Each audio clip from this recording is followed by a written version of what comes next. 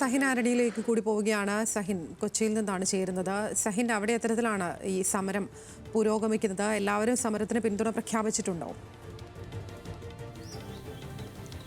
തീർച്ചയായിട്ടും അതിര കടൽമണൽ ഖനനത്തിനെതിരെ ശക്തമായ പ്രതിഷേധമാണ് സംസ്ഥാനത്താകമാനം ഉയർന്നുകൊണ്ടിരിക്കുന്നത്. അതുതന്നെയാണ് കൊച്ചിയിലുമുള്ളത്. കൊച്ചിയിൽ മത്സ്യത്തൊഴിലാളികൾ ഇന്നലെ രാത്രി ആരംഭിച്ച സമരം ഇന്നും ശക്തമായി തന്നെ തുടരുകയാണ്. കൊച്ചിയെ സംബന്ധിച്ചിടത്തോളം നിരവധി സംഘടനകളുള്ള ഒരു സ്ഥലം കൂടിയാണ് കൊച്ചി. മത്സ്യത്തൊഴിലാളികളുടെ CITU, AITUC കൂടാതെ മറ്റ് VMS അടക്കമുള്ള നിരവധി സംഘടനകൾ ഇവിടെ ശക്തമായി തന്നെ പ്രവർത്തിച്ചുകൊണ്ടിരിക്കുന്ന ഒരിടം കൂടിയാണ്. ഇന്ന് കാളമുക്കിലും മുനമ്പത്തുമാണ് മത്സ്യത്തൊഴിലാളികളുടെ പ്രതിഷേധമുണ്ടാകുക. രാവിലെ 9 മണിയോട് പ്രതിഷേധം ആരംഭിക്കും. എന്തായാലും കേരള മത്സ്യത്തൊഴിലാളി യൂണിയൻ്റെ നേതാവായിട്ടുള്ള ചാൾസ് ജോർജ് നമ്മോടൊപ്പം ചേരുകയാണ്.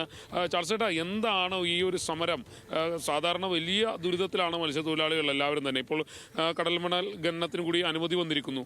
എങ്ങനെയാണ് ഈ സമരം കൊണ്ട് ഈ ഒരു ശക്തമായ പ്രതിഷേധം വരുന്നതോടുകൂടി നമ്മൾക്ക് ഇതിൽ നിന്നും സർക്കാരിനെ പിന്തിരിപ്പിക്കാൻ കഴിയുമെന്ന പ്രതീക്ഷയുണ്ടോ?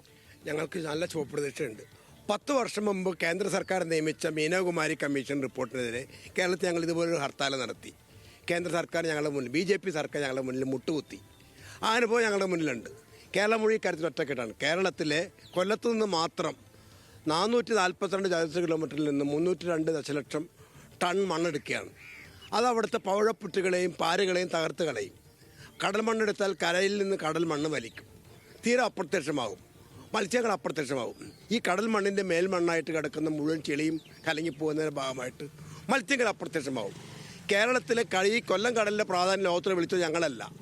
ഇൻഡോ നോർവീജിയൻ പ്രൊജക്ടിൻ്റെ ഭാഗമായിട്ട് ഈ ഇന്ത്യയിൽ പര്യവേഷണം നടത്തിയ കെയർ ലാർസൺ എന്ന് പറയുന്ന ഗവേഷകനാണ് ഇതാ കൊല്ലം പരപ്പ്.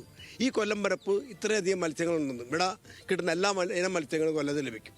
ചാള, അയില, നെത്തോലി, വറ്റ, വേളപ്പാര, കടൽ ചെമ്മീനുകൾ, കൊഞ്ചുകൾ, ഇങ്ങനെ വൈവിധ്യപരം എല്ലാ ഇനം മത്സ്യങ്ങളും അവിടെ ലഭിക്കും. അതുകൊണ്ടാണ് 1000ഓളം ട്രോൾ ബോട്ടുകൾ അവിടെ പ്രവർത്തിക്കുന്നത്.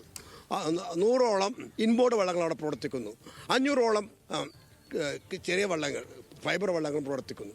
ഇത്രയധികം മത്സ്യസമ്പന്നമായ ഒരു കേന്ദ്രത്തിൽ, മത്സ്യത്തൊഴിലാളി സമ്പന്നമായ ഒരു കേന്ദ്രത്തെ തകർത്തരിപ്പണമാക്കിയിട്ട് കേന്ദ്ര ഗവൺമെൻറ് എന്ത് ചെയ്യുന്നു? ഇത് കേരളത്തിൻ്റെ മാത്രം പ്രശ്നം. ലോകത്തൊട്ടാകെ തന്നെ സമരം നടക്കുകയാണ്. ലോകത്തൊട്ടാകെ പ്രതിഷേധിക്കുകയാണ്. ലോകത്തെ 70 രാജ്യങ്ങളിലെ 931 ഗവേഷകർ ഒന്നു ചേർന്നിട്ട് ശക്തമായ പ്രതിഷേധമായി രംഗത്തിറങ്ങിയിരിക്കുകയാണ്. ഐക്യരാഷ്ട്ര സംഘടന രംഗത്തിറങ്ങിയിരിക്കുകയാണ്. ഐക്യരാഷ്ട്ര സംഘടനയുടെ IUCN പറഞ്ഞു വിനാശകരമായി പ്രവർത്തനം നിർത്തിവെക്കാൻ ആവശ്യപ്പെട്ടിരിക്കുകയാണ്. ലോകത്ത് ചെറുദ്വീപുകളൊക്കെ മുങ്ങിക്കൊണ്ടിരിക്കുകയാണ്. നമ്മൾ കണ്ടില്ല, ഇവിടെ തന്നെ ഉപ്പുവെള്ളം കയറിക്കിടക്കുന്നത്. അതുപോലെ ലോകത്ത് പല രാജ്യങ്ങളും ഉപ്പുവെള്ളം കയറിക്കൊണ്ടിരിക്കുകയാണ്.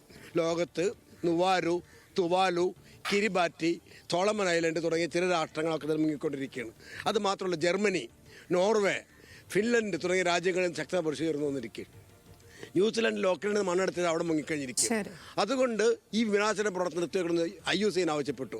അത് മാത്രമല്ല, ഐക്യരാഷ്ട്ര UNEPയും UN അസംബ്ലി കഴിഞ്ഞ വർഷം ചേർന്നതും പറഞ്ഞു നിർത്തിവെക്കണം ആവശ്യപ്പെട്ടിരിക്കുകയാണ്. എന്തായാലും വലിയ ശുഭപ്രതീക്ഷ തന്നെയാണ് ഇവർക്കുള്ളത്. കാരണം കൊല്ലം പോലെയുള്ള ഒരിടത്ത് മണലടക്കം ആരംഭിച്ചു കഴിഞ്ഞാൽ സ്വാഭാവികമായും സംസ്ഥാനത്തെ ഒരു മത്സ്യത്തൊഴിലാളികളെ അത് സാരമായി തന്നെ ബാധിക്കും. മത്സ്യ സമ്പത്തിനെ അത് ബാധിക്കുമെന്നുള്ളതാണ് ഇവരുടെ വാദം.